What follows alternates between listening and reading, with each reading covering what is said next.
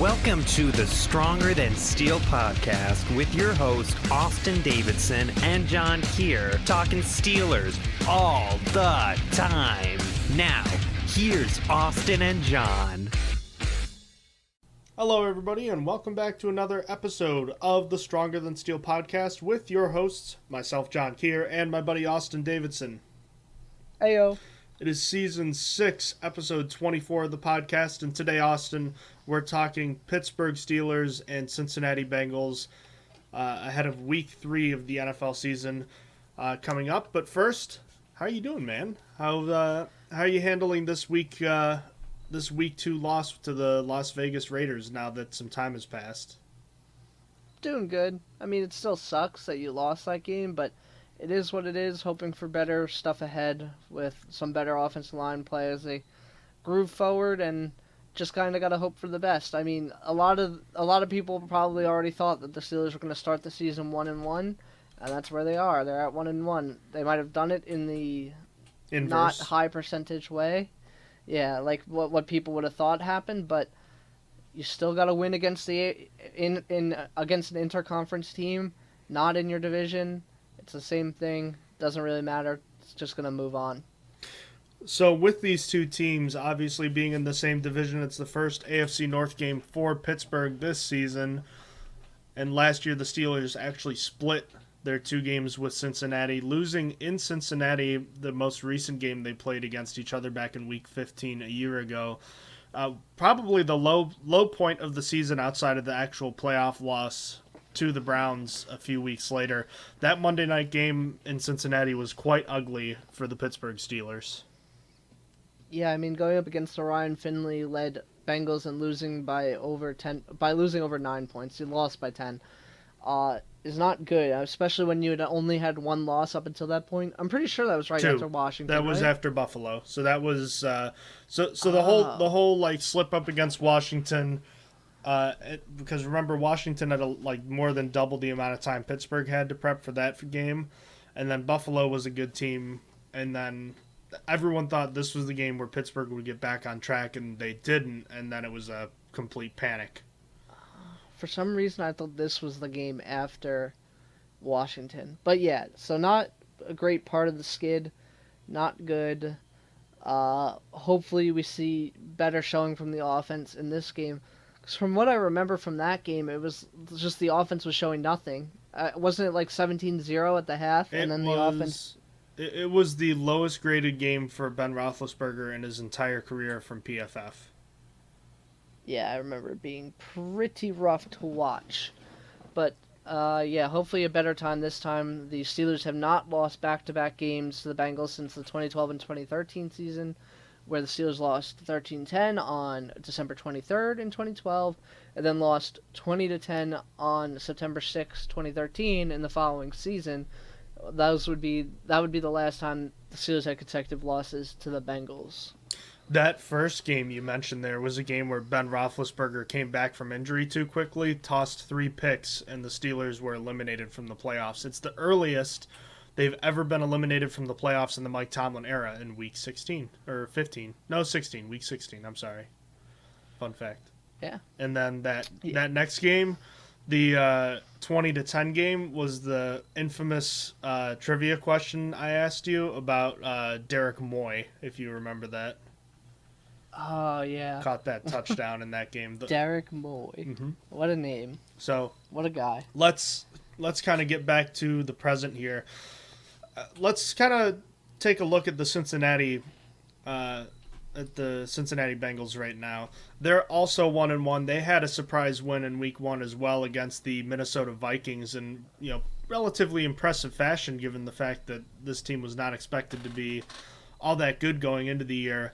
A close overtime win punctuated by Joe Burrow and the Bengals, and then last week coming back down to earth a little bit, a 20-17 loss in which it wasn't quite as close as the score might indicate.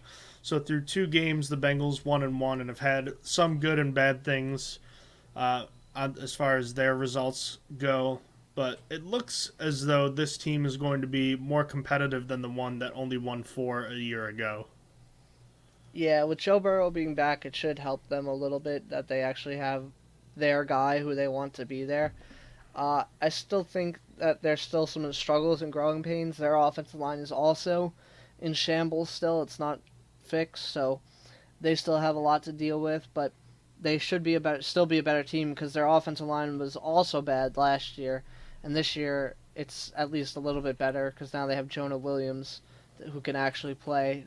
But yeah, overall their team should be better with the addition of Burrow, Chase, and a slightly improved offensive line.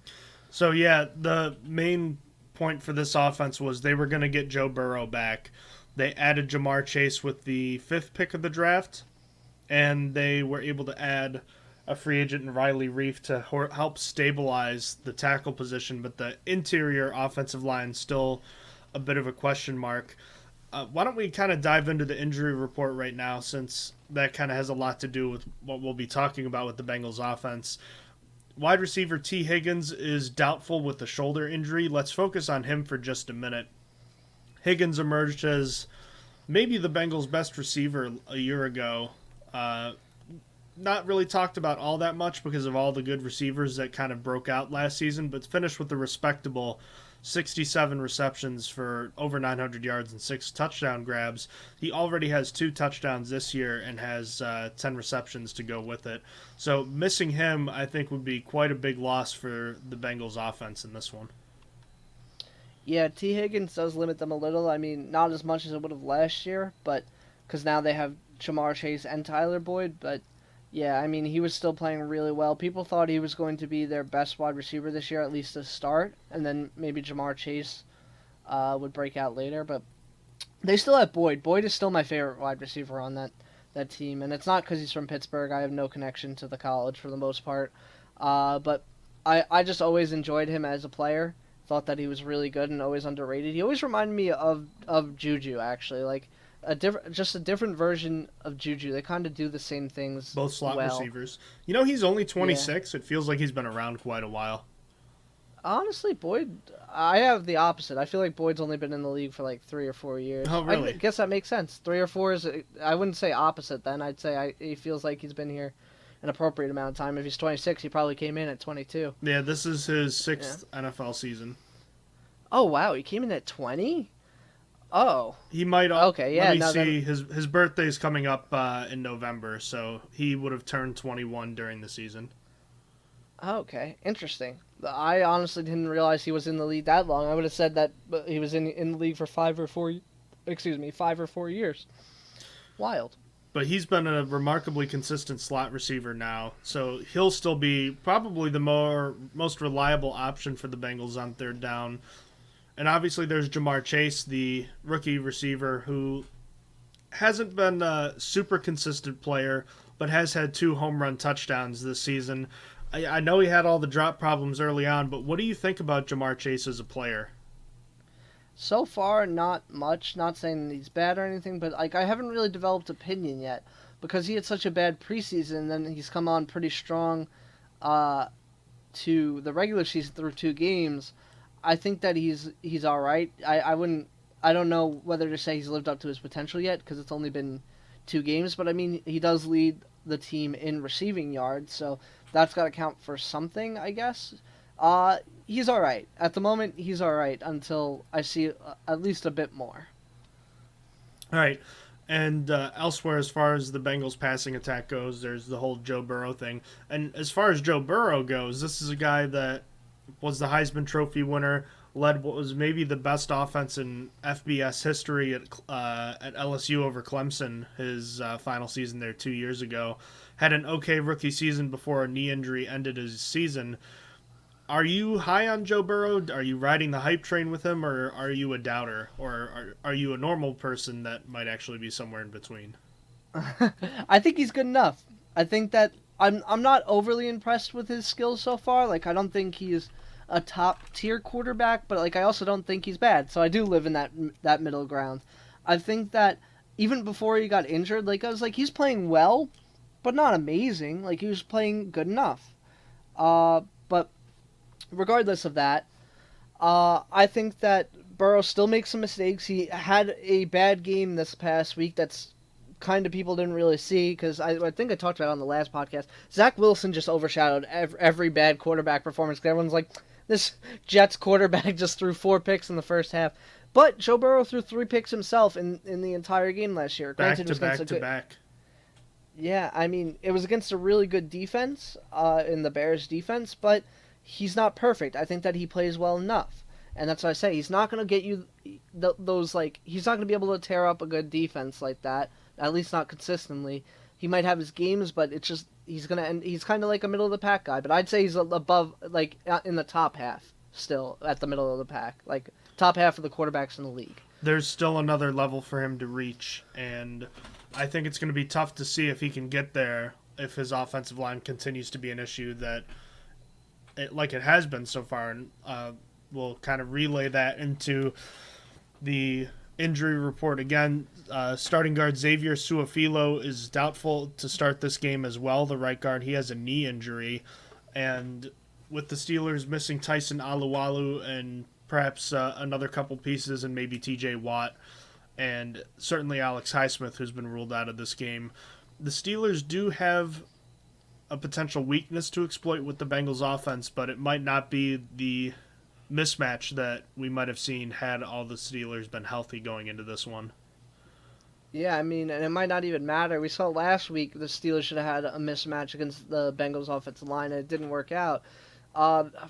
For Xavier Su'a-Filo, the person listed behind him on the depth chart is Jackson Carman, the second-round pick, who did not live up to expectations, probably because they drafted him a little too high, but he's going to be put into the start. So I do hope that they could still take advantage of that, but without Alex Highsmith and TJ Watt going to be probably limited, it's up to like Melvin Ingram, Jameer Jones, guys like that to make an impact if they get meaningful snaps. I'm assuming Melvin Ingram is getting meaningful snaps regardless of if he'll start. He will start this game. Yeah, he's definitely going to start.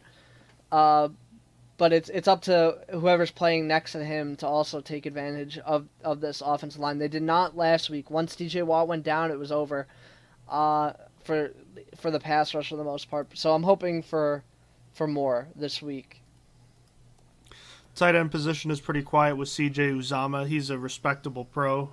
Doesn't put up huge numbers, though, throughout the course of his career. And then there's also Joe Mixon, a guy that is leading a revitalized Cincinnati Bengals rushing game after ranking near the bottom of the league for the most part since he came into the NFL. Mixon has kind of helped turn things around, at least early on this year, with 196 rushing yards. I believe he was the league leader in rushing yards after one game this year. So Mixon being a big part of this offense is certainly big for the Bengals. And Mixon's a guy that I think has been kind of lost in the shuffle when talking about good running backs because of the team that he plays for. But coming off a disappointing year last year, I don't know that many expected him to break out to start the year the way he has.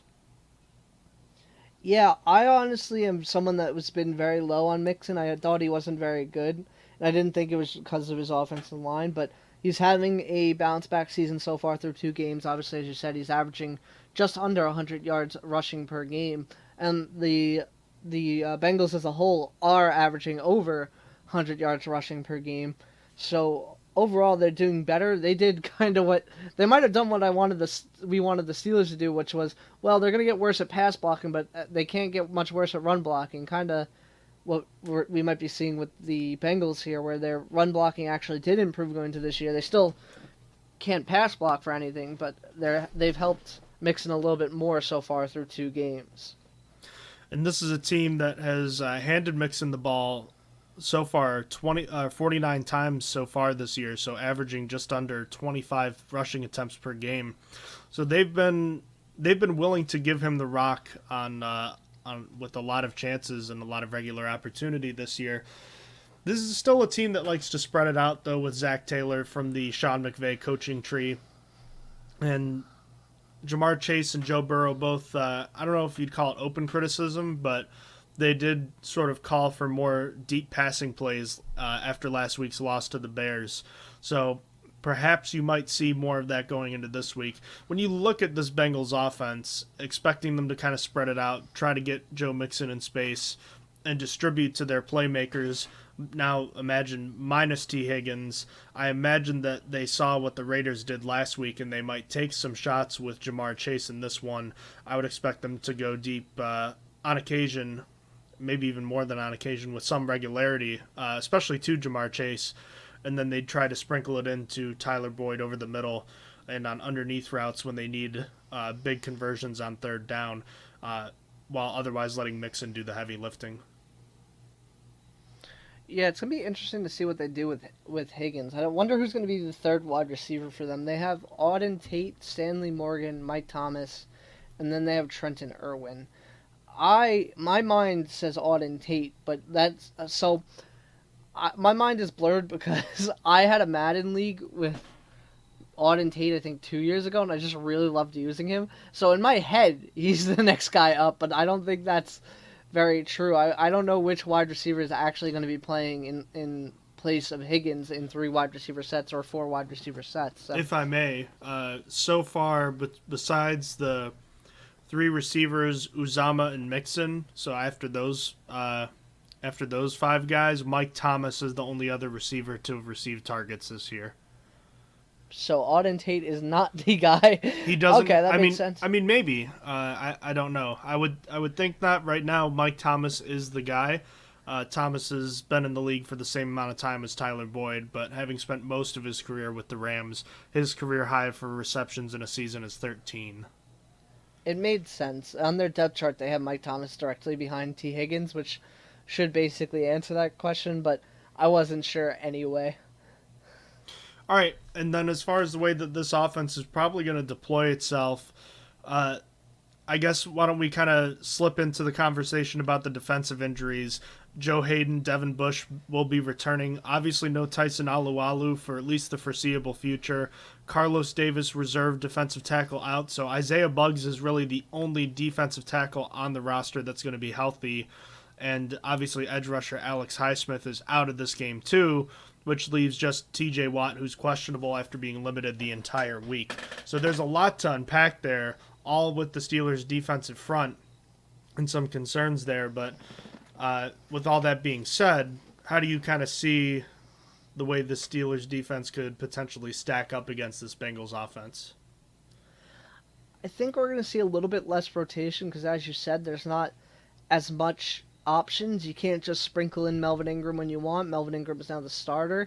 You might be able to sprinkle in some Jameer Jones if you're comfortable enough with him, but there's really not much you could do with the defensive line. The defensive line, it's going to be Carlos Davis. I'm sorry, I looked at Carlos Davis' name and then just said it. It's going to be Isaiah Buggs and then Saints legend Henry Mondeau. And that's basically all you got in the middle of the defensive line. Can Isaiah Loudermilk play nose at all? I don't think so. I mean, they might move him around a little bit, but he was listed as a DE. I don't have the actual snap. I should point out if you do. I should point out that Cameron Hayward played the first snaps of his entire career at nose tackle last week. I think he played 4 snaps there. So just something to add into that. There's really the point is that Buggs is the only guy, but he's not going to be able to play 100% of the snaps. Although luckily in base, with the way the Bengals play, spreading it out, I would think that the Steelers are going to be a little bit lucky and that they likely won't have to play base very often. So Buggs might be able to play all of them. Yeah. So hopefully that bodes well. Apart from that, it's just the defensive linemen do shift around a decent bunch, and we've seen crazier than Cameron Hayward moving to nose tackle. A defensive lineman moving in isn't the worst thing in the world. Hell, the Cowboys put Micah Parsons at defensive end this past game, so, and he's an inside linebacker. He did good, by the way. I should point that out, but there's crazier things to happen than moving guys inside, which you might have to do.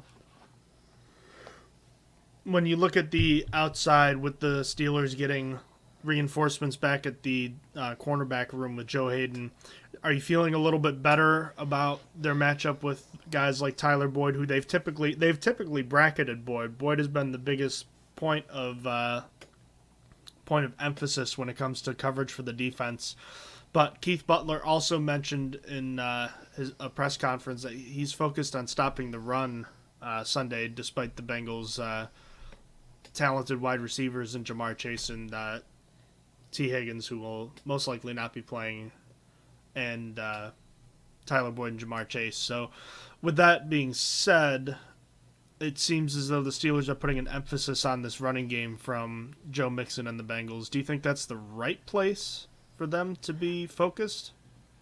I do, because the Bengals kind of have the same problem the Steelers have, where they have three really solid wide receivers, a bunch of like wide receiver twos, and maybe Jamar Chase is a wide receiver one, but more than anything, other than them not being like top tier, is that they don't really have a burner.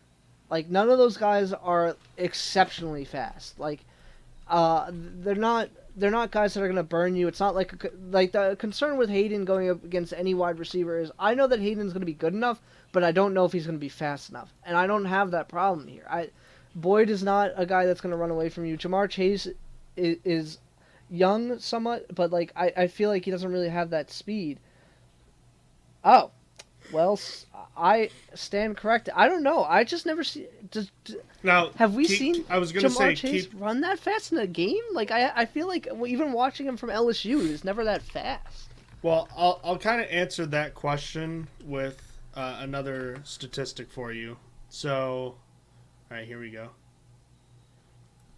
What Austin is responding to is I sent him a quick chat about Jamar Chase's 40-yard dash time at LSU's Pro Day this past year. He ran a 4.38. That doesn't mean he's going to run fast in football pads. Chase Claypool ran a 4.42 for his 40-second or his 40-yard dash. But I tend to think Chase probably is more likely to transfer that, seeing as how he was picked in the first 5 picks. I didn't look at Jamar Chase going into this draft because it didn't make sense to. I would imagine he's better at stacking receivers than Chase Claypool is, though, or stacking cornerbacks. I felt like I watched a good amount of LSU tape before this season. I was just like, I don't remember him being like that fast. I just know that him and Burrow connected deep down the field a ton, and that's okay. that. Now, he was a big contested catch guy, so maybe he won't separate as much. I just know that after the way the Steelers got home run by Henry Ruggs last week, that I'm going to be looking at that, and especially the fact that he has caught 2 40-plus yard touchdowns in 2 weeks now. Yeah. That's kind of what I'm getting at. That is fair. I amend my statement and say Jamar Chase is the one to worry about. But I'm still just not there. He's a rookie wide receiver, and he's just not... He's doing solid so far, but I'm not there on him yet. I'm still not super scared of him. I was wrong to say he wasn't fast. Apparently, not that fast. But I'm still just not worried. I need to see more from him to start thinking of him as, like, a top-tier wide receiver to be scared of. Are you, therefore, okay with the Steelers taking their chances with one-on-one coverage with safety help over the top on Chase this week? So I am. Expect a number of deep shots down the field? I think that we're not going to see, like, as bad as a play from Minkah.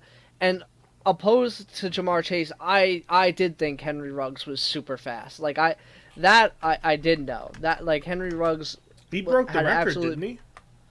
Yeah, he had blazing speed at the 40 and then also showed it on tape. Like, when I watched Alabama tape, he looked fast as hell. Like, his play speed was incredible. I don't remember... I just don't remember, what's it called? Chase standing out like that. In that Chase fashion. standing out like that. Like, I guess it's just a difference of play speed. There's been plenty of guys that ran an absolute crazy 40, and they just don't have that play speed because it's separate. And when they put on the pads, it slows them down a little bit. But besides that, yeah, I don't think it's going to happen again. I think Minkah's going to be a little bit better than that. I'd be a little bit scared if it's Terrell Edmonds as the one safety, if that were to help the safety over the top. But other than that, I feel okay. I'm a little bit concerned if it's Cam Sutton covering Jamar Chase and not Joe Hayden, because I feel like Hayden can stand up better to a big receiver like Jamar Chase, who is also fast, as opposed to Sutton, who is still a good player, but I also think that Sutton's a guy that really thrives off of tape study. And with the fact that there's just such little tape of him in the NFL, I think it's going to make it a little bit harder for him. So I hope that we see more Hayden on Chase, but as we know, the Steelers don't travel their cornerbacks these days. Nope, they just stick to the side that they're playing. As far as the front versus the offensive line and running game, I still think that's a battle the Steelers should be able to win. Obviously, though, TJ Watt is the biggest question mark, and we were texting a little bit back and forth a few hours ago about this. Obviously we're not going to know. Only the team would know, but it makes me really nervous if he's going to end up playing because of the way that he is. He's, 1,000% all the time on every play. Putting him out there really makes me nervous that he might end up causing another injury that could cause him to miss, maybe up to like 5 weeks or something if it ends up being worse. But the problem is if you have him sit out, you're already down Highsmith, which means you're starting Jameer Jones and Melvin Ingram, and then you're asking another edge rusher like Derek Tuska or Taco Charlton to be the third rotational guy and play special teams when they've been here, in the case of Charlton, less than a week, and in the case of Tuska, less than a month. So that's scary if he has to sit out. But it's also scary if he plays, too. Yeah, I don't know how translative it is, but after Christian McCaffrey's injury last night against the Texans, I was reading a tweet about re-injury rates. This tweet was about hamstrings, because again, it was about Christian McCaffrey, but it was an interesting study showing like, hey, if you rush a guy back, like if they come back within like 3 weeks, there's a 20% chance they get re-injured again, or stuff like that. And I'd be really interested to see one for every single type of injury, is the point I'm trying to get. Because obviously, Watt doesn't have a hamstring injury, he has a groin injury. And it, like all other soft tissue or muscle injuries, they have varying grades of how long they're going to be. And that guy had statistics for hamstrings of multiple grades of like, okay, if you rush this guy, it's like shows like a 25% chance that they're going to re-injure themselves, and then they're going to be out for longer. I'd be interested to see that. But yeah, John's worries are definitely warranted because of how Watt plays, and because I'd be willing to bet the rates are higher when to get re-injured for almost every single soft tissue or muscle injury there is. To clarify, I think I'd still be nervous even if he was a full go today. The fact that he's been limited all week it makes me wonder about his status. And even if he does play, I have to think he's not going to be a full go the whole way, because you can't afford to lose this guy for the whole season. And when I say that kind of facetiously, I mean like you can't afford to lose him for like 5 weeks. You've already missed him for a good portion of that Raiders game. You have to sacrifice, in my mind, if you have to sacrifice a good defensive performance in this game to have him for the rest of the year, I'd take that. Whereas I don't know that I'd roll the dice with a guy that's this important to the team. But again, we don't know what kind of grade pull he has, and we don't know exactly how he's been performing. So, I mean, time will have to tell. But it's certainly something to monitor. And if he's out, then I think that kind of flips the script as far as how this matchup between defensive front and offensive line goes. Yeah, he's a game-changing player. He's one of the best players in the league. So it's tough if he can't go, but if there's any like sense of doubt that, hey, like I don't think he's gonna be able to go, or because it's especially gonna hurt if like he can't play at 100% while he's trying to give 100% and then gets injured on top of it. Because then it's like, what is happening here? Like, what are we doing? Mm-hmm. Like, you're not gaining anything from that. If Watt isn't good enough, if he's not at his full self, he's still a very good player, I'm sure. But like, you're risking just injuring him more for no reason. And on top of that, I also wanted to kind of clarify that if he's out, I still feel like the pass rush can get home against this offensive line and against Joe Burrow. My main concern becomes the rushing attack of the Cincinnati Bengals. Last week we saw the Steelers defense start to cave a little bit with the last few runs of the game as they were getting tired. Now you take out Alex Highsmith and Stephon Tuitt and Tyson Alualu and now maybe TJ Watt, and now you're minus what? four starters there on that defensive front. So there's certainly some question marks and concerns there. And then you also take into account the fact that Carlos Davis isn't there. So you have even less depth there and, practically no starters outside of Cam Hayward on the original defensive line and edge rusher position. So it's a very precarious position. And if I were the Bengals, if Watt plays or doesn't, I'm testing that side a bunch. So I expect to see Joe Mixon get a ton of carries in this one, at least early. Yeah, and I think that's why the Steelers want to focus on that run. I feel like they're going to be the Bengals are going to be trying to establish it as much as they can, so they don't have to rely on the passing. Because I feel like they could take advantage if you don't have an Alex Highsmith, no Tyson Alualu, and then no TJ Watt. It's much easier, especially to run on the outsides. Running on the outsides is going to be a little bit easier that way. This is a game where I think the Steelers' blitz rate this year has been really low. It's at 9.5%, which is the fourth lowest in the entire league. And they've still gotten 19 hurries against the quarterback, which is tied for the most in the NFL. So, I mean, they're still getting a ton of pressure, but missing this much manpower, I think this is a game where you might want to consider calling more run blitzes. And that opens up for potential play action and, again, those deep shots. But I think if you're going to take a chance, I guess this would be the game to take a chance on a guy like Jamar Chase burning you instead. Who are you sending? You're sending Devin Bush, Joe Schobert, Trey Norwood again, another one of the safeties. Well, I guess it depends on the personnel. Knowing the Bengals, see, I'm not quite sure how the Bengals are going to play this, assuming that they don't have T. Higgins, because they like 11 personnel. That's the whole Sean McVay style. Do they change it up if they, we just mentioned Mike Thomas, Auden Tate, and what was the name? Morgan Stanley. Morgan Stanley. Stanley Morgan.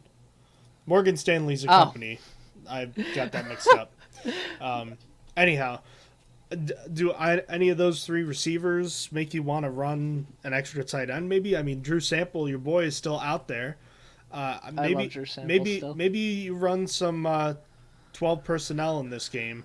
Regardless, let's just assume that if it's in base, I bring one of those linebackers and.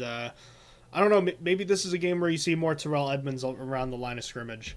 I don't know. I just think that you have to be a little more aggressive in this one because you have to make sure that you get Joe Burrow down. And I think that you have to try to win first down, at least especially on defense in this one, just because I think the Bengals are going to have some success running the ball, assuming there is no TJ Watt there. I always thought Terrell Edmonds should get another chance at rushing the passer. I feel like he doesn't get enough chances at doing that. Had the game-sealing sack in Week 2 against Denver last year. I was just going to say the Broncos game. I was thinking back to the Broncos game where he sealed the game. That was such a critical moment. And I've definitely seen him come in other times, but not very often. That'd be cool. They pick their spots with him. They're careful with it. So, regardless, I think this is a game where the blitz rate has to come up because you have to be able to disrupt things more. And last week they got burned on it deep. Again, the health of Watt is huge in this one. But I still think they should be able to pressure Burrow pretty successfsee. The key is those deep passes. They should bracket. I'll be surprised if they bracket Chase, but maybe they do, and then maybe they just try to see if Boyd and Burrow can paper cut them to death. But I imagine that they'll bracket Boyd, say, all right, Jamar, try to beat us, and they'll focus their efforts on shutting down the running game. At least that's what Keith Butler has made it sound like. Yeah, I hope it goes better than last week. That's what I asked for last week. Please let the young, inexperienced wide receiver beat us. And then the Raiders did it. So hopefully that doesn't happen this week because I do want to ask the same thing. So please make Jamar Chase beat us, but don't do it successfully. Let's flip to the other side, and we've had a ton of discussions about the Steelers' struggles on offense. Unfortunately for them, their best receiver, Deontay Johnson, after that last play at the end of the game, got injured and now will miss this game this week, which means we're going to see a full dosage of James Washington for the first time this year, being the number 3 wide receiver. As things currently stand, that could probably lead to it would seem to lead to Chase Claypool moving to X, I would think, and James Washington becoming the Z receiver. Yeah, this offense has been pretty bad. I mean, we've talked about a bunch of different issues. I think, if there's one area, one specific spot to get better in, I would think it would be running the ball on first down, because the Steelers are averaging, I want to say it's something like 3 yards on first down, which is just, it's like bottom 5 in the league. And given their problems pass blocking so far, the quarterback's inconsistency, the receivers outside of Deontay Johnson not separating, I think all that taken into account, you have to find a way to have more successful plays on first down. More successful runs, period, but especially on first down. Yeah, it's definitely going to take that. The Steelers, without Deontay Johnson, only have 4 wide receivers on the roster that are healthy. So they're likely going to be elevating one of the 2 that they have on their practice squad, whether it be Steven Sims. Oh, I'm sorry, they have 3. I keep forgetting about Tyler Vaughn's because he was added later. But Cody White, Steven Sims, or Tyler Vaughn's. I'm pretty sure Cody White is healthy now. I would think White is going to be the 5th because I think they liked him the most. But Sims has the most NFL experience of the 3, like actual playing time, so there's a chance for him. But he kind of mostly translates to me as a Ray McLeod, as you're not really helpful on offense. You're there in case we need a returner. But it is something to keep in mind that he did play offense with the football team. So as for the rest of the wide receivers, I do think it makes sense to put James Washington in the C. I feel like that's his natural position. I feel like Claypool could fit at the X. I feel like he could make it work. So, and then you keep Big Juju in the slot. So, I think that's a still solid receiving core. I think that Washington can come in. I obviously don't think he'll be as good as Deontay Johnson, but I think he could be better than what we've seen through 2 weeks. I think he has 2 targets and 1 drop through 2 weeks so far. I know he definitely has at least 1 drop. So, I think that he could be better, and if he sees some more playing time, and who knows, he should be auditioning for his next team, because there were reports earlier in the offseason about how he wanted to be traded, but that never came into fruition. And when you're talking about what this group of receivers is up against, it's a pretty talented defensive back room that has seen some upgrades, including at nickel cornerback, former Steeler Mike Hilton, who is sure to be impactful for the Bengals in his quote-unquote revenge game, if that's what you want to call it, against Pittsburgh. Elsewhere, they have free agent addition Chidobe Awuzie from Dallas. Trey Waynes, who is doubtful with a hamstring injury, has not yet played for the Bengals. Behind him, Eli Apple has struggled, and they also have Darius Phillips. And then they also have the safety tandem of Von Bell and Jesse Bates, which might be one of the best safety tandems in the NFL. Where do you want to start with this secondary? I'll start with the cornerbacks because they're all kind of new. They're all a bunch of new names, other than Mike Hilton being familiar to us. They completely revamped their corners after last season. They didn't like how they played together, even though William Jackson by himself was really good. They elected for quantity over quality because they had 1 quality last year and not much other than that. And now they have a few guys that are all decent, not amazing, all really solid. I love Mike Hilton still. I think he's really good at the top of his position, but not at the most important cornerback position, in my opinion, at the least. He's still really good. And he offers a lot of versatility to them. He offers the pass rushing. He offers a lot as a tackler in the run defense. So I don't want to undermine what Mike Hilton did for us, because I think he was a really good cornerback. It's still like he's not going to be on. I don't know. He's not. The outside cornerbacks, I feel like, always have it tougher. But regardless, Chidobe Awuzie, he is decent. I mean, he really struggled in Dallas, but I thought that he did decent when he wasn't injured. And Trey Wayne's not playing, so they now have a new face again in Eli Apple, and Eli Apple's garbage. I don't have nice things to say about Eli Apple. Bengals fans would agree with you. He has not been good so far. No. I like the matchup of Juju on Hilton. I think that's one that, even though Hilton is a physical, good defensive player, I think that Juju is just too much for even Mike Hilton, because Juju might be the most physical slot receiver in the NFL. That's a tough matchup for Hilton to draw. As far as Hilton blitzing, though, yeah, I'm really concerned about that. I really hope he takes it easy on us this week, because I have big concerns with him coming off the edge. Elsewhere, Awuzie is a decent cornerback, but I'm not really scared of the Bengals' outside cornerbacks, though. Their safeties do have me concerned, though. Von Bell had the big hit on Juju last year, and I've long thought that Jesse Bates, maybe outside of Minkah Fitzpatrick, is the best safety in this division. And last year he was, I think, the only safety graded above 90 on Pro Football Focus last season. So those two guys are legit. Bates is the classic center fielder, and Von Bell is the typical hard-hitting strong safety in that role. This is a team that traditionally has played cover 2, so unlike the Raiders with the cover 3 single high look, expect a lot of cover 2 in this one. So if there's a game that the Steelers should attack the middle of the field, it should be this one. Yeah, the cover 2 makes it a little bit easier. I agree with you on Bates. Bates is my favorite Bengal at the moment.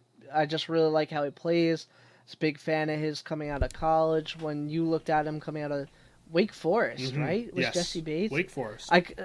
I get confused because two of the safeties I loved, I think you went over them both. I might have went over Reed, but I was a fan of Bates and Reed, and then we drafted Edmonds. Yeah, I'll go back and look that up because I'm kind of curious. I'm pretty sure you did Reed too. I'm pretty sure you definitely did Bates. I don't remember if I did Reed or you did, but I was a big fan of both those guys, and they're really good. And Edmonds is solid, but they could have gotten Bates or Reed in the second round. If we get Bates, though, we probably don't get Minkah. Regardless, that's a tangent. But point is, Bates is really good at his job. Von Bell is solid. I think that he was a great addition for this team. I think he fits in perfectly, and he is a perfect complement to Bates. I don't think he's anywhere as good as Bates. I just think that him in this defense fits so well that it doesn't matter. It's just he's good enough where his complementing Bates is really, really good for the team. I looked at Justin Reed, Jesse Bates, Marcus Allen, Kaiser White, and Jeremy Reeves. You looked at Ronnie Harrison, Terrell Edmonds, Armani Watson, Godwin Igwebuike, who is now a running back. Heck yeah. Yeah, I remember really liking what you said about Bates and Reed, and you were very high on Bates. I remember. Both of them have been good free safeties so far.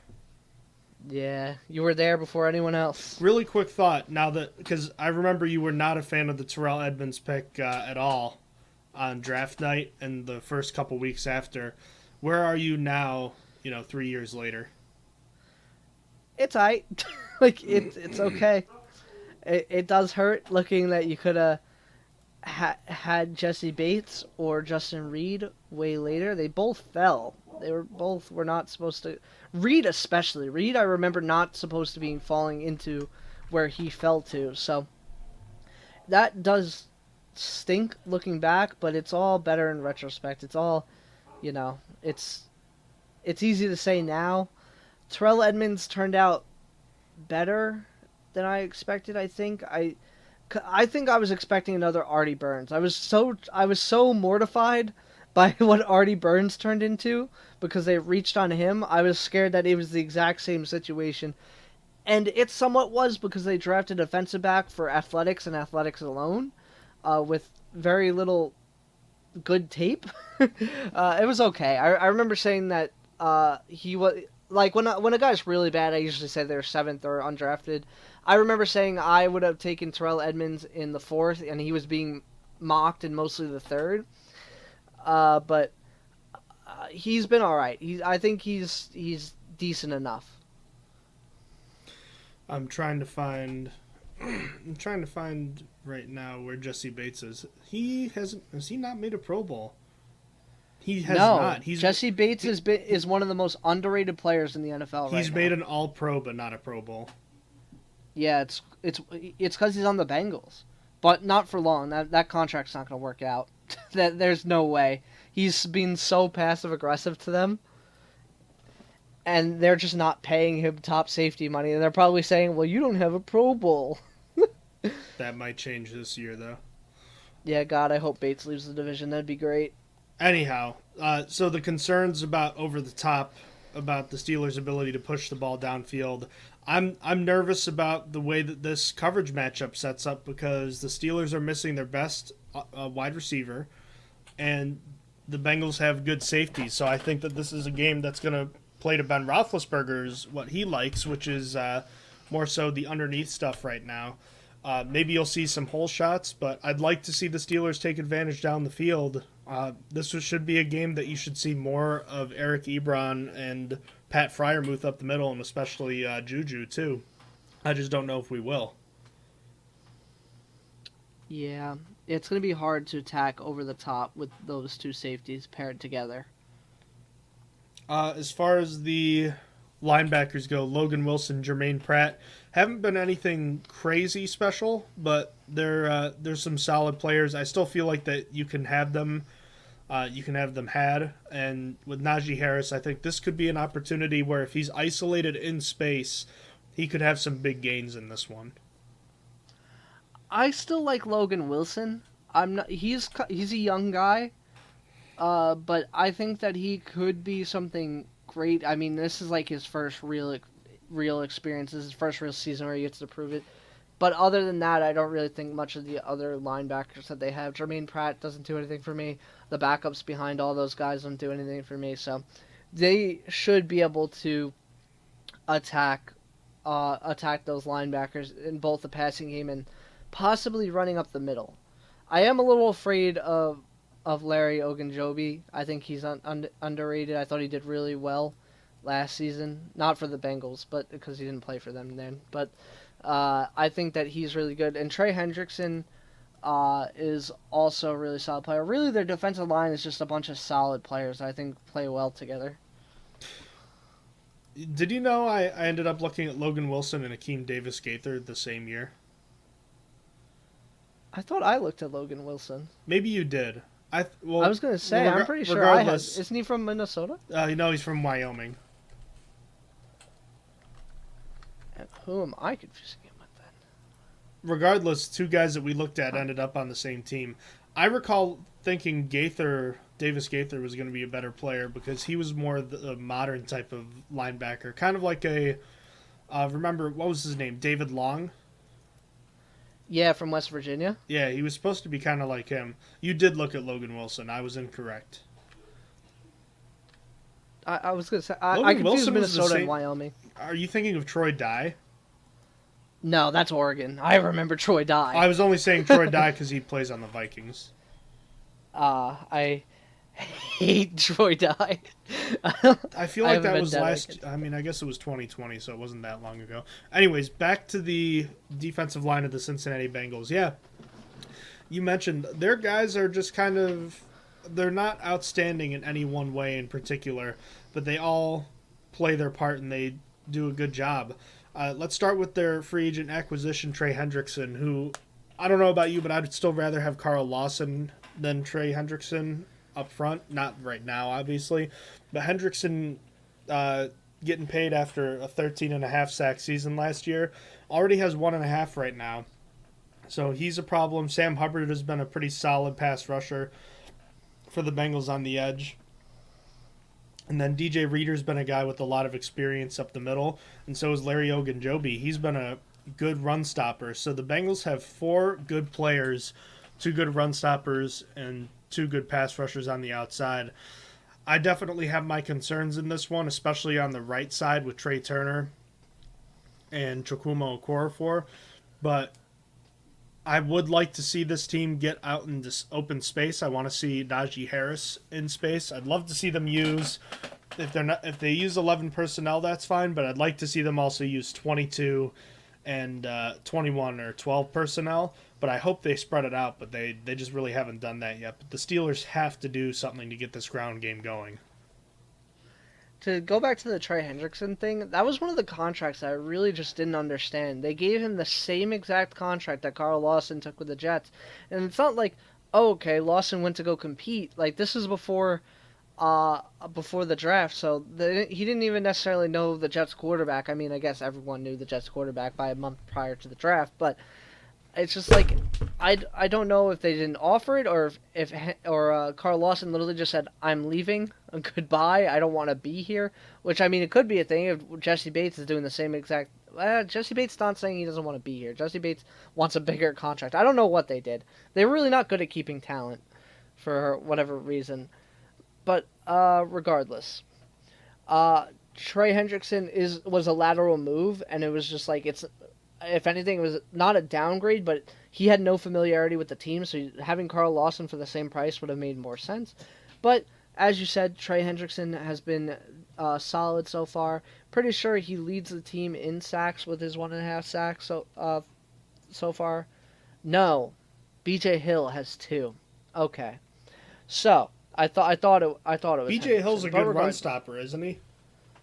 Yeah, I never thought of B.J. Hill as a pass rusher. He was the former Giant that they traded for Billy Price for. I'm pretty sure he's literally the nose tackle. And for a nose tackle, that's pretty bizarre. I'm just trying to check that, make sure he is the nose tackle. Yeah. Oh no. No. Okay. He's listed as defensive tackle. DJ Reader is the nose tackle. What is interesting is he's listed as the backup though, and he's leading the team in sacks currently. He's behind Larry Ogunjobi. But regardless, as a whole, the Steelers.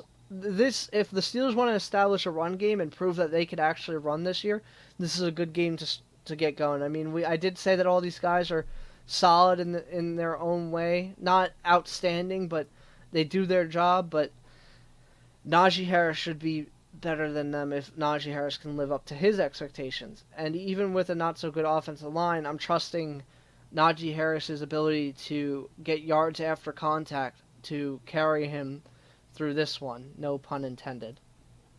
The Bengals have currently the 10th best rushing defense in the entire league, and as far as yards per carry go, they have the 6th best rushing defense at just 3.4 yards per carry. It has been tough sledding for teams to run the ball so far. To be honest, I don't have a lot of hope for this ground game right now. The way the Steelers' offensive line is played, I'm hopeful that they can start. I think I'm going to assume they've had a huge emphasis and focus on protecting Ben Roethlisberger, keeping him upright this week. So I think we'll start to see some improvement there. But as far as the ground game goes, without more tight ends and Derek Watt on the field, I don't see them having a lot of success in this one. I think it's going to have to come from the passing game. I do not have faith right now, especially on the right side. I think Dan Moore, Kendrick Green, and Kevin Dotson can maybe get something going. Again, I keep coming back to spreading it out. Get these offensive linemen in space. I know you have to worry about Mike Hilton, and he's a concern. He'll probably blow up a couple plays on the boundary in this one, but just get those linemen out in space. Try some screens. Get Najee Harris in on more passing plays. I'm concerned that they're going to waste a lot of downs running early because I don't think they have the ability to do so unless if they open it up later in the game. I don't feel good about it, Austin. I do have my concerns. It shouldn't be easy, but I think that part of their run game statistics so far are partially because the Bears were really just not trying to run on them. I thought David Montgomery was effective in the rushing attempts he got. He had 20 carries for 61 yards. Yeah, I guess not the best. I thought he did better than that for some reason. When I watched part of that game. Maybe it's just because I'm a big David Montgomery fan. I'm like, woo! Every carry he got was amazing. But maybe a little bit tougher. But I'm still not sold on their run defense being that much improved from last year. Because from last year, they were one of the worst. They were really, really bad in run defense. I'm pretty sure 28th in the league. They were 29th in rushing yards per game given up with 148. So I'm not sold because I don't think they made enough moves to do that. I still feel like their defense stayed the same other than adding Mike Hilton, which you can definitely argue helps against the run. Maybe Trey Hendrickson is a better run stopper than Carl Lawson was. That's not enough for me. I think that they could still be exposed. I think it's just who they played so far. They played Dalvin Cook, obviously, week 1, and they did a good job with him. That's kind of the thing you're kind of pointing to, though, is that the offensive line for both the Vikings and Bears is bad. But on the other side, so is the Steelers' offensive line. So is the Steelers. Let's go. Yeah. So, not great. Doesn't bode well. I have false confidence for the most part, but it's just not going to get easier. So this is like the last game where I could have confidence. Maybe the Packers have a slightly better... I would feel good about the Packers. I don't think that's a good team, to be honest with you. Yeah. But that's a conversation for... I keep coming back to you have to spread things out, or you have to either... You can't run the way that you have, because the way they've been running is just not working. They have to implement more of these... The Steelers have had 2 lateral runs by Juju and Chase Claypool this year, and both have been great successes. There's been an explosive play and a touchdown. Like, you can't get you can't get better results than those 2 plays right there. So I want to see more plays like that, even if some of them are decoys. I need to see more of that. I want to see more running from under center, and I can't keep having. You have to change something, whether it's adding, more tight ends or adding another offensive lineman, or what was I gonna say? Either adding more offensive linemen or adding Derek Watt for a little bit. Just something, either that or spread it out a little bit, try to get him in space, because Harrison space is a win against these linebackers, but the way it's been lately, I have my concerns, put it that way, my doubts. I think that's super fair. I mean, we might not, if the Steelers can't run these next 2 weeks, it's going to be tough to see it ever develop. It's just if there's nothing there, like, this offense is just going to suck all year. We really are going to have to rely on the defense for everything. And we're not saying it can't get better. It's just the amount it will get better. We think with the ceiling keeps coming down and down and down. Mm-hmm. That's exactly what I'm getting at. You said it perfectly. And we'll see when Zach Banner returns, but we don't know what that's going to be like. So, Matt Canada himself said that he's liked the matchups that they've seen, but they just aren't executing. So, I mean, what's it going to take? These guys have to start going, and they have to protect the quarterback too. It's been a rough few weeks here. I mean, you can agree or disagree, but I do feel like they'll do a better job of protecting Ben in this one, because I think it's something they said, okay, we really have to do better this week, because it really was an embarrassing performance for them last week against the Raiders. Yeah, that was tough. I mean, I'm sure they got routed out for letting Ben get hit and then not picking him up off the ground, so I'm sure it's still in their head to do better this week, so I am hoping for the best. Any special teams thoughts on this one? Special teams thoughts? No. I think yes. I think that the Bengals special teams isn't as good this year because they don't have Alex Erickson, who was always a really good returner. He just played last night. Is he Houston or Carolina? I'm pretty sure he's. I was going to say Arizona. I'm pretty sure he's Carolina. I'm not sure which team he's on. I feel like it makes sense for the Texans because they paid so many veterans just randomly. But yeah, I thought it was Carolina. It's funny. He actually did play for the Texans this year. He was cut by them on final cutdown day, so he played for both of those teams last night. Not at the same time. I would have appreciated it more, though. That would have been really funny. Respect. All right. Couple NFL news and notes to get to before we get into the Week 3 slate of games. First is that, pinch me if you've heard this before, the NFL is reinstating wide receiver Josh Gordon for the 6th time, and he can play as early as Week 4, that's been reported. He led the NFL in receiving 8 years ago, but at only age 30 has yet to play more than 6 games. I think has played more than 6 games in a year just once since then. What is going to happen with Josh Gordon, who was most recently practicing with the Seahawks at the end of last season? I was gonna say that he's probably going back to the Seahawks. He got what? Like, he got to play in one game with the Seahawks, and then they're like, "You're suspended again." So I think that the Seahawks are gonna bring him on their practice squad, and then see how they feel, because they're also, the Seahawks are actually still weak at wide receiver, which is weird to say when you have Tyler Lockett, future Hall of Famer Freddie Swain, and then you have DK Metcalf. But like, they have good quality. They just don't have a lot of depth there. So I think it makes sense to bring in Josh Gordon when they were obviously comfortable with him. I don't know, like, when do you stop becoming comfortable? When you're already at 5 suspensions and you're still comfortable with him? Or is the 6th going to be the breaking point?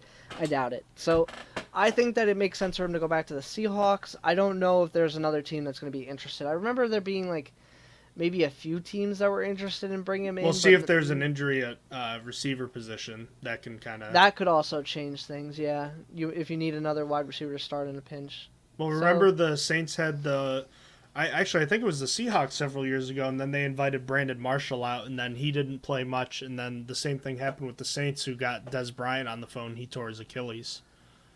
Yeah, that was sad. The Des Bryant finally getting a chance. I don't even like Des Bryant. I was like, man, I hope he proves everyone wrong. And then, no, it was over. So, in his time in the NFL, Josh Gordon had the 2 seasons, his rookie year, and then the big second season, got suspended 5 games into his 3rd year.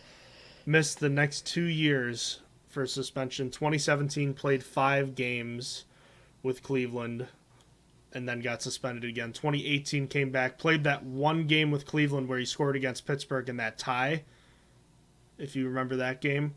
Got traded to New England. The Patriots won the Super Bowl that year, and then the next year he was with the Patriots again. Or wait a minute, didn't he get suspended during that Super Bowl run? Did he get suspended during that Super Bowl run?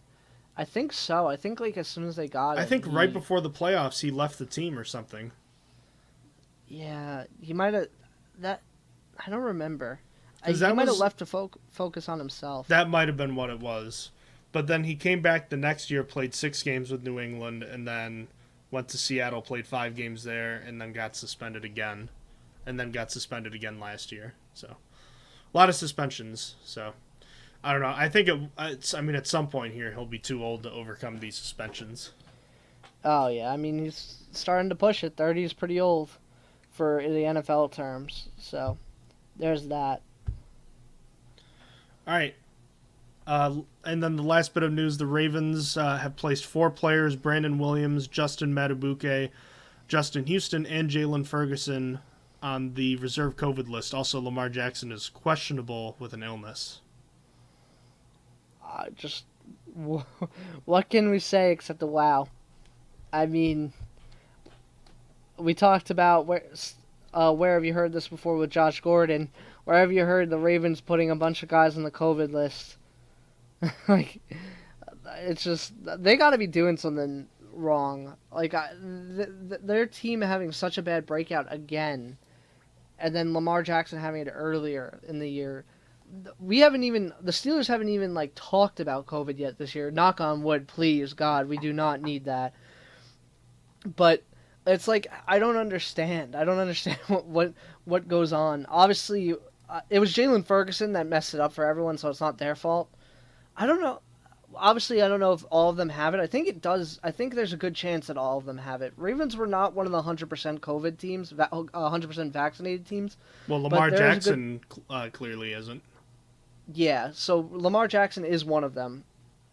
But I don't think any of these guys were close contacts, which means they're all infected. They all actually have COVID, which, that sucks, but I don't know. The Ravens got to be smarter as a team. I don't know how it could happen this many times. Like, you literally saw what it did last. I think it's because they didn't. I'm gonna say it. I don't think they got reprimanded enough last year. So like, what's the downfall this year? You might get a loss if you can't roster a team. They're gonna be able to roster a team regardless. The worst they get is a slap on the wrist for what they did last year, and it was literally their fault last year. They weren't wearing masks. The coach wasn't wearing masks. So I don't know. There's just like. I don't think they learned their lesson is the point I'm trying to make. Their biggest punishment has to come from them losing the game this week and then missing the playoffs by a game. Yeah. I mean, they still probably wouldn't care enough. They'd say it was another game or something. But so on and so forth. Their pass rush is going to be very scary come this week. I didn't look at their injury report. I know that Derek Wolfe wasn't ready. I'll look last at it week. right now for you. Actually, why don't we transition that into picking? So, we'll get into our week 3 slate here. We'll talk Ravens at Lions. So right now the Ravens have a bunch of different players on the injury report. They have 6 players questionable, including Deshaun Elliott, Tavon Young, Dalen Hayes, Lamar Jackson, Marquise Brown, and Jimmy Smith. And out is also Ronnie Stanley and Derek Wolfe. Okay, yeah, so they don't have Derek Wolfe. That was the one I was most worried about because of all the defensive linemen they just lost. And then on top of that, Dalen Hayes is questionable. So losing Brandon Williams, Justin Madubuike, Justin Houston, and Jalen Ferguson leaves them with no pass rush depth whatsoever. That is so scary. And that's for them. that's a good offensive line for the Lions too. They should be able to move the ball regularly. Yeah, I mean they have 2 running backs that have contributed so far this year. Their running back stable has been surprisingly good. Maybe not surprisingly. I wasn't very high on DeAndre Swift, not like low on him, but it wasn't someone I ever really like gave much thought to. But him and Jamal Williams from the Packers, they've been playing really, really well together. So there is that. I actually already had the line. The line currently is now Baltimore minus 7.5. The original line was Baltimore minus 8, and I had the Lions plus 8. I am taking the Lions plus 7.5. I know they just beat the Chiefs. I am worried about their team on a consistent basis. I don't know if they can win with all these setbacks with injuries and all that. It's just very, very tough. And on top of that, it's not just the Ravens being super injured. I think the Lions have been impressive in the games they played. They're better Packers, than we thought. Yeah, in the first half they had the Packers like sweating. Like they did blow the second half of the game completely by not scoring any points, but I liked what I saw there. I liked their comeback against the San Francisco 49ers. They didn't win it, but they got close. I mean, they're keeping games close. I feel pretty confident in 7.5. I don't think they're gonna win necessarily, but Baltimore is definitely gonna have a tough time. I think it's gonna be a tougher time. Therefore, I'm taking Lions plus 7.5. I'm actually gonna take the Lions to win this game. I do think that all the Ravens losing as many players as they've lost is a concern. Now, the Lions have some injury concerns of their own. They have a bunch of players questionable, and Jamie Collins is out. He might be traded, so that's why he might not be playing. DeAndre Swift with a groin injury. Where have we seen groin injuries before? But I've never heard of him. I think the Lions at home and the Ravens coming off that emotional high win will kind of settle back down, and the Lions will have a surprise upset win here. So I like the Lions plus the 7.5 point spread here. Let's circle back to the... Oh my God! Hold on. Before we move on, they don't have a defensive lineman on their practice squad. Wow. So it might have to be an offensive lineman that plays defensive line then. They have They have one singular outside linebacker. They don't have a defensive lineman, and they only have one outside linebacker. They have Josh Bynes, who is an inside linebacker, but wow, that sucks. There's literally nothing they could do. I really wanted to. I was looking at that because I was curious on who they had. Like, Chris Smith is obviously going to be elevated for game day, but wow, yeah, that's just that's tough. They are going to have such a struggle. The Lions could blow them out. They should run so all strapped. Over them. Yeah, if the Lions can't run, that's going to be one of the most disappointing performances. Oh my God. They only have 4 defensive linemen total for this game. Yeah, the Lions should be running 22 personnel pretty much the entire game. Oh, they do not have... Because, see, now I'm looking. They only have 3 defensive linemen for this game. They don't even have enough. They have a defensive end in Calais Campbell, and they have Justin Ellis and Broderick Washington. The fourth D I was looking at was Derek Wolfe. That is as far as it goes. So they don't have a second defensive end at the moment. That's just like a true defensive end. Wow. Good luck. I've never seen something like this. This is just crazy to me. I want to see what they're going to end up doing. So I'm going to end up watching that game kind of closely. This is a game I'm going to end up watching because it's so interesting. So what do they have? Adafe Owe. Who else? Tyus Bowser, Pernell McPhee, Dalen Hayes. I don't know if Malik Harrison is an inside or outside. I don't know if Chris Board is inside or outside. I'm pretty sure he's outside. Okay, so they have them. So they do have some outside linebackers on the roster. Enough. They have. So they're obviously he's they're inside. going to be. I take that back. He's inside. Okay. They're gonna have to play one of these inside guys at defensive end. I'm assuming. Because what are they going to do? Just move around the outside guys and then move inside linebackers to outside linebacker? They're going to have to drop into coverage. Like, they're going to have to play, like, cover 4 this entire game. Cover 4, drop 3. Is that what it's called? Leave 3? Whatever. Because that's, like, their best bet. I don't know if you could rush the passer against that line. It's just not... I don't know if it's worth it. I was confusing Malik Harrison with Malik Jefferson. One of the guys we looked at. Yeah, I did the same exact thing, and then I saw he went to Ohio State, and I was like, oh, that's not the one I was thinking of. But wow, how about just that? All in all, they are in such a bad position. The circle of sadness continues. The Ravens know the circle of sadness a little bit better than the Steelers this year. We can complain about the circle of sadness, but if you just look at their IR list, reserve IR, that's a list of sadness. Yeah, I don't know who that is, but Rashad Bateman, Miles Boykin, Nick Boyle, Aaron Crawford, J.K. Dobbins, Khalil Dorsey, Gus Edwards, L.J. Ford, Xavier Kelly, Iman Marshall, Marcus Peters, Tyre Phillips, and Chris Westry. That is everyone they have on reserve injured. Granted, some of them are going to come back. I'm pretty sure Miles Boykin and Nick Boyle is definitely coming back eventually. Rashad Bateman also. But very, very sad team at the moment. Very, very circle of saddy. Circle of saddy. Speaking of circle back to the Washington football team and the Buffalo Bills for this one. Both teams 1-1 so far. The football team doesn't have much in the way of injuries this week. The Bills have a handful of injuries, mostly in their defensive side to hang with. Levi Wallace and Dane Jackson, most notably, are questionable. They are favored by 7 in this one. I was wrestling with this one.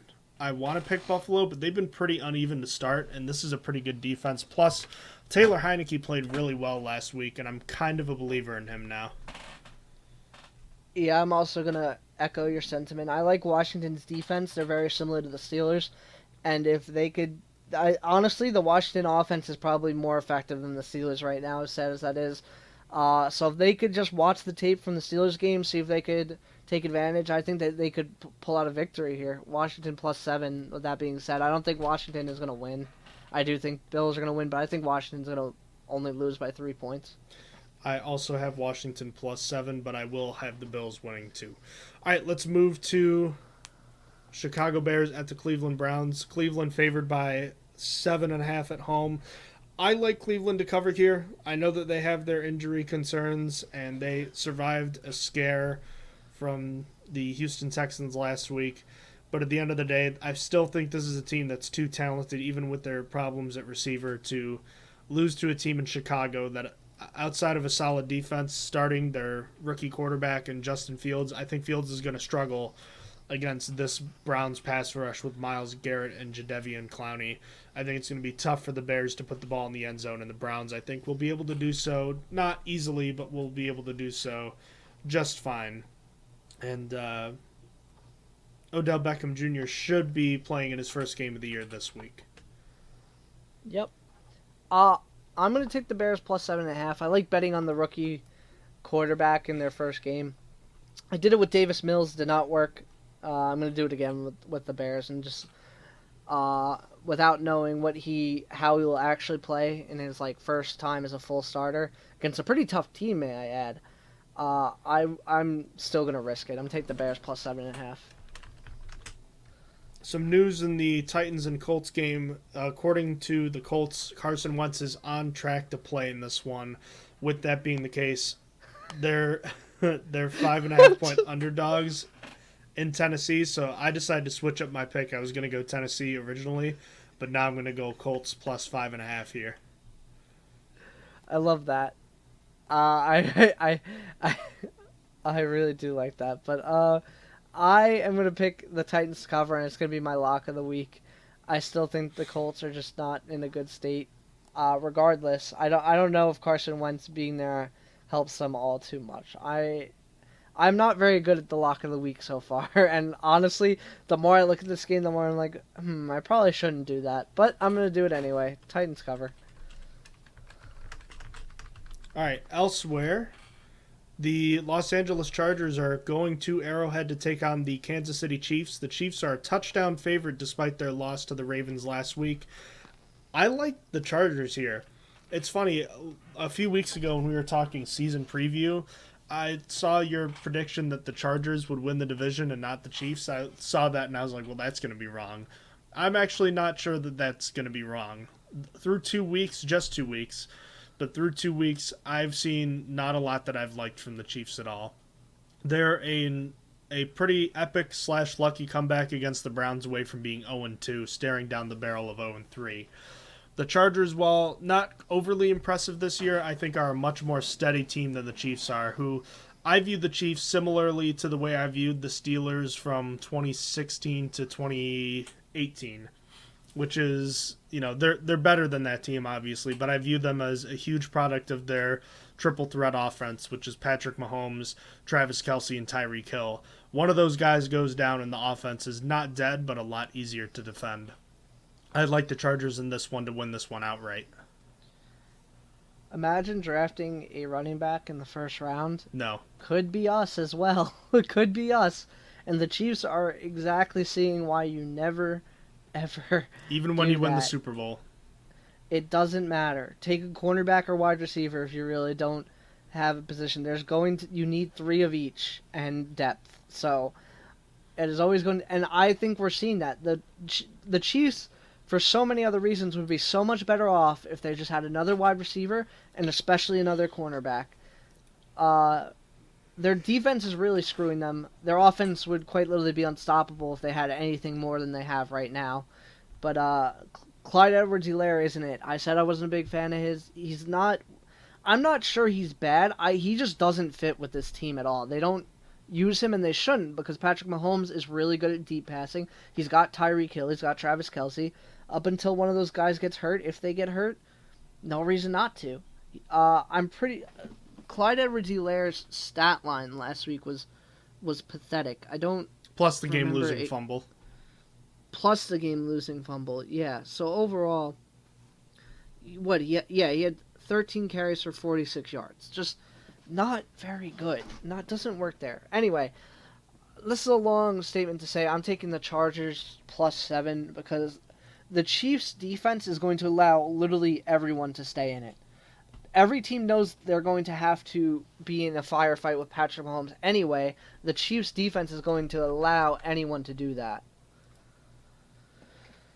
Elsewhere, the New Orleans Saints are traveling to New England to take on the Patriots. The Patriots are just 3-point favorites here, but I like the Patriots straight up in this one, and I like them to win by a touchdown. The Saints win over the Packers looks less impressive by the day. And the struggles that Jameis Winston had against the Panthers defense is only going to be worse against a Patriots defense that's better with Bill Belichick. I like the Patriots to shut down the Saints offense and therefore win rather easily by a couple scores in this one. Mm-hmm. I'm going to go with the Saints plus 3 against my better judgment. I kind of wanted it to be different, kind of just have a feeling they might be able to pull it out. So Saints plus 3. The Atlanta Falcons at the New York Giants. The Giants are a field goal favorite at home. We have already talked before about the Falcons, and while I'll never pick them again, at least the rest of this year. So it was pretty easy to take the Giants here. I think they'll win by 2 touchdowns. Yeah, and for me, I predicted the Giants to go winless, so up until they win, I'm going to keep picking against them. So I'm going to pick the Falcons +3. Cardinals at Jaguars.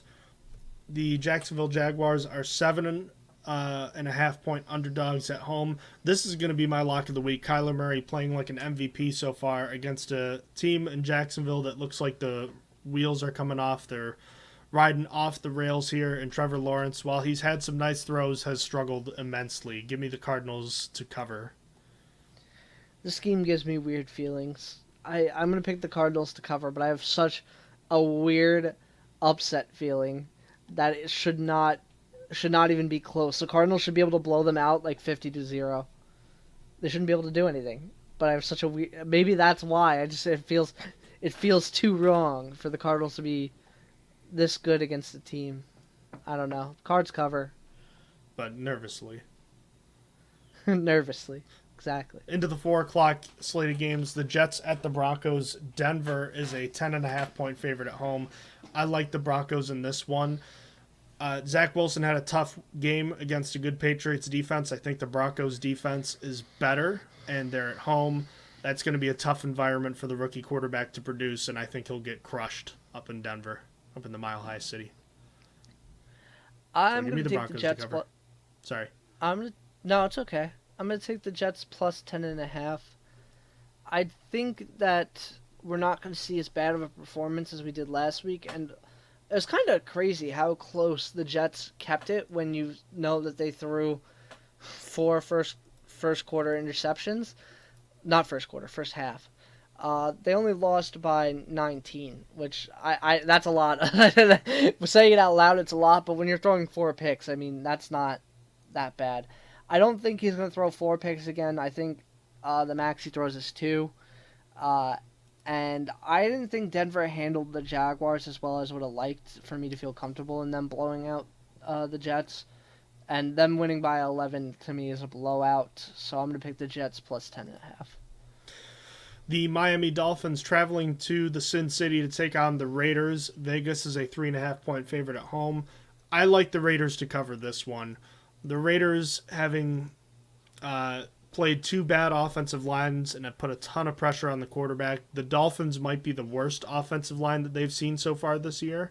And with Jacoby Brissett at quarterback, while I do like him, he holds onto the ball longer than most quarterbacks in the league do, which means he's going to get pummeled in this one. And the Raiders are going to be able to use their abilities on defense to shut down the Dolphins' passing game and are going to turn that into enough of an offensive performance to win by a touchdown or more in this one. For me, I wanted this line to be bigger. I kind of expected this line to be bigger. I was thinking more like Las Vegas minus 6.5. I'm kind of surprised it is this close. That being said, I have to pick the Raiders to cover. I'm still not a Raiders believer, but I can't imagine the Dolphins pulling out this game or getting that close. So you have the Raiders covering as well? Yeah. Alrighty, the Tampa Bay Buccaneers traveling to Los Angeles to take on the Rams.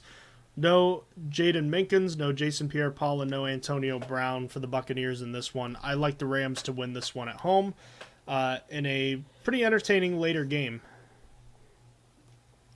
I tend to agree with you. There is a small chance for AB84 to play, but it is not likely at all because he has COVID. He has to show 2 negative symptoms in a row, which would have meant today and tomorrow before Sunday.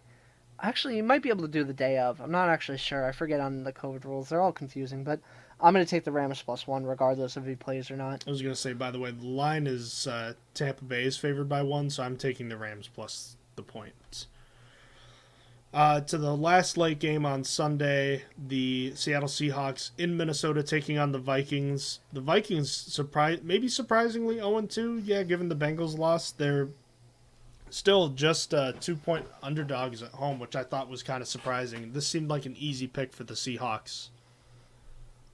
Yeah, also give me the Seattle Seahawks to cover here. I don't really have much to say. The Vikings are about as bad as I predicted them to be, and I was going to reverse that, but they're not doing so hot so far.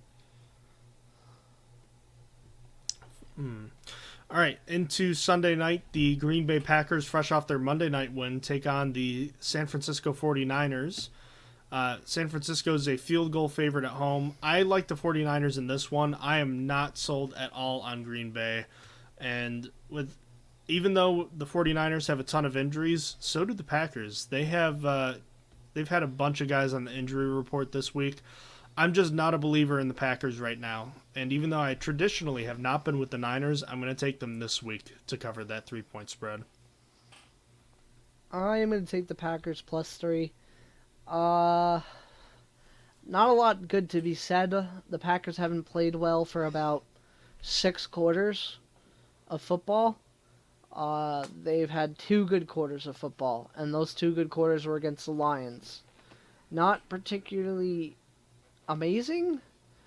It was enough to win the game. Against my better judgment, I am picking the Packers +3.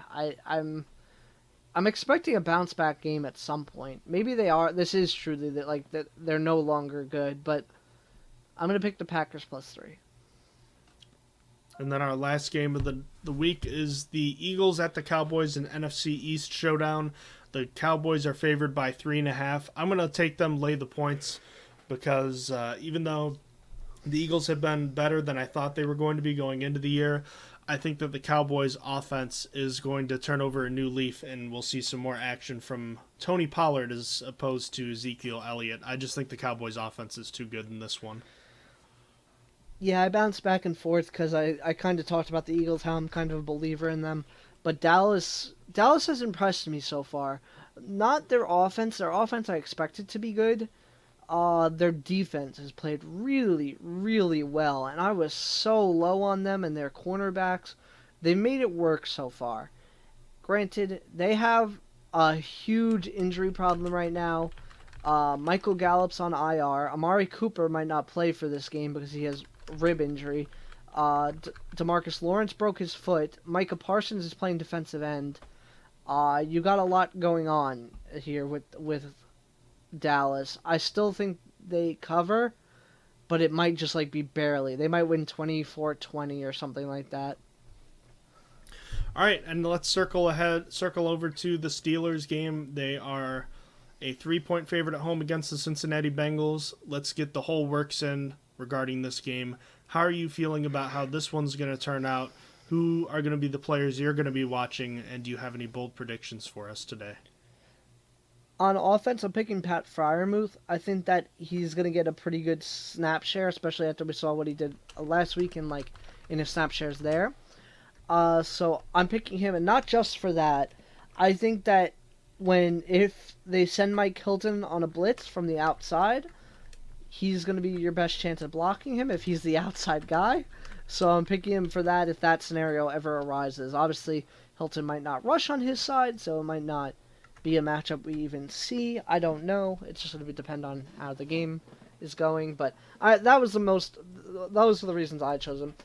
As for defense, we are looking at a Cincinnati Bengals offense that's all right. I think I'm going to pick Joe Schobert as my defensive X factor. I think that the biggest thing is going to be stopping the run for me. I think that limiting Joe Mixon after he's had such a hot start is going to be the hardest challenge, especially with Isaiah Buggs starting in place of Tyson Alualu. And, I mean, you're looking at kind of Chris Wormley being the other defensive end. So it's not the ideal defense right now. So I'm hoping for big things from the inside linebackers as the run gets past the defensive line, which Mixon's going to have his own. It's just going to happen. I hope that he does well in his performance to make up for the defensive line. As for my bold predictions, I think that Joe Schobert has 12 tackles and 2 of them are for a loss. I think that Pat Freiermuth gets 2 touchdowns in this game. And I'll let you take over, and I want to think of a wacky one. I'll let you take over for your X Factors and bold predictions. And I want to come up with another weird bold prediction that's not like catches or something. Alrighty then. I'm going to go with Juju Smith-Schuster on offense as far as my X Factors go. Juju's a guy that's going to be facing Mike Hilton probably most of the day with the Bengals' typical cover 2 shell that they like to run. It's going to open up the middle of the field and a lot of underneath options, and I think that Juju is going to be the guy that Ben trusts the most without Deontay Johnson on the field. I think he's going to have a 40-yard touchdown in this one, a big explosive play in this one, and I think that he's going to be a big factor for this offense as far as how they move the ball. On the other side, I'm going to go with Joe Hayden. Austin mentioned it. The Bengals are going to be attempting to run the ball with regularity in this one. The Steelers are going to respond by playing downhill, blitzing, I imagine, and that's going to leave Jamar Chase one-on-one with the Steelers' defensive backs, and I imagine Joe Hayden is going to be singled up on him more often than not. And as far as that goes, you're going to be taking your chances deep. Last week, the Steelers and Akella Witherspoon and Minka Fitzpatrick were burned by a big pass from Derek Carter, Henry Ruggs. And this week, Joe Hayden in his place, Akella Witherspoon's place, I expect him to draw the toughest assignment, which is going to be one-on-one coverage with Jamar Chase on several deep passing opportunities that the Bengals might have in this one. My bold prediction for Joe Hayden is that he has an interception and a sack. I had to throw something in there to make it bold because an interception really isn't that bold. I think that's good, though. The sack is pretty bold. Mm-hmm. So, going back to it, I looked up and I have a picture of the Steelers versus Bengals in front of me. It is a signed picture of Martavis Bryant doing the flip out of the back of the end zone as he caught the ball up against his groin. Apparently his groin is okay. I didn't know that was allowed for Steelers. Good enough to catch a ball. Regardless, it's not the best bold prediction, but my bold prediction is someone front flips into the end zone in this game, and that the inspiration came from that play. Lamar that is, Jackson I'm looking play? up. The what? Lamar Jackson play? Lamar Jackson play. You're talking a front flip? Yeah, it's not exactly a front flip what I'm looking at right now. Do you remember that Martavis Bryant touchdown in the playoff game where he flips out of the back of the end zone? Oh, yeah, I know what you're talking about now. I also think of it was used to be played on the NFL network. The one you used to have time. a picture of. Picture of? Didn't you have a picture? Yeah. Yeah, that's what I said. I'm looking at the picture, but also apart from that, it got me thinking. There used to be an NFL ad that played all the time, probably 5 years ago, and I'm pretty sure it was AJ Green. AJ Green did a front flip into the end zone for real once. He went over a defender and landed on his feet.